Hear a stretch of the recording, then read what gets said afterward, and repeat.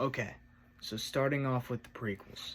The prequels to the original Star Wars trilogy include Episode 1, The Phantom Menace, which is where Anakin Skywalker is a young boy on the planet of Tatooine, in which he goes on to win a pod racing event, the same pod racing event that Qui-Gon Jinn betted with Waldo for the boys' freedom and the hyperspace drive they needed for their Naboo Royal Starship to get off of the planet.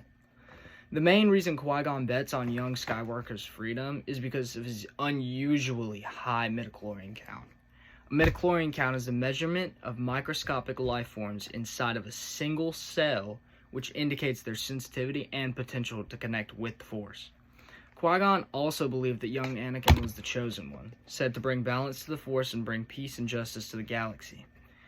Next, you have Episode 2, Attack of the Clones, which is set 10 years after the events of the Phantom Menace. The Republic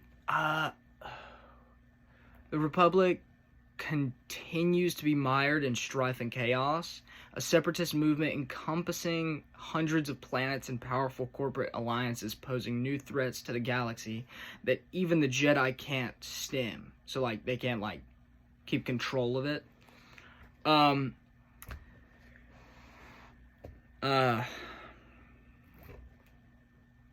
These moves, long planned with as yet unrevealed and powerful force, led to the beginning of the Clone Wars and the end of the Republic.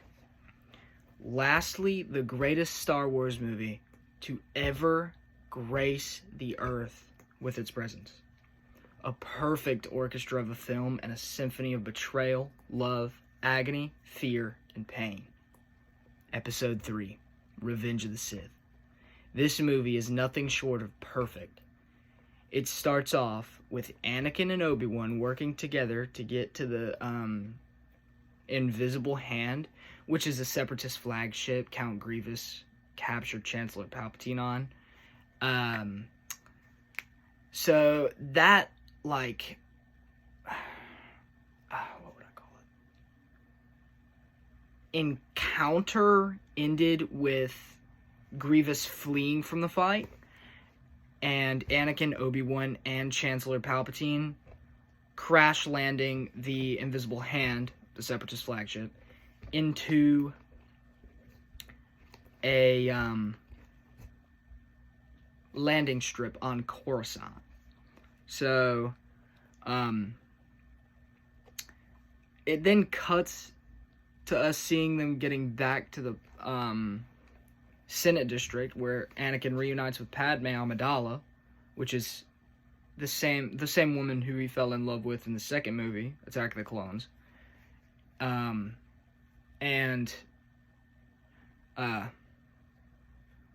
they reunite, she's afraid because there were whispers about Anakin being dead.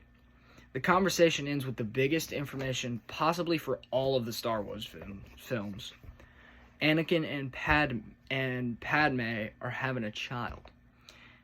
Anakin then has a vision about Padme dying in childbirth while he was sleeping, so kind of like a nightmare. And it haunts him into siding with the hidden Sith Lord who turns out to be Chancellor Palpatine. This ends with the greatest battle Star Wars has ever seen, with Anakin and his former master Obi-Wan Kenobi dueling on a planet known as Mustafar. The battle is so even that neither of them can get a good hit off. The beautiful fight ends with Anakin and Obi-Wan exchanging gorgeous dialogue, and Anakin attempting the same move Obi-Wan used to kill Darth Maul, which is the same Sith Lord that ended up ending Qui-Gon Jinn's life in The Phantom Menace. Obi-Wan, seeing this coming, reacted and actually used a forbidden Jedi technique to cut multiple of Anakin's limbs off in a single swing of his lightsaber blade. Obi-Wan then leaves Anakin in the burning bay of Mustafar, because he doesn't have the heart to kill him, because that was his former student, like a brother.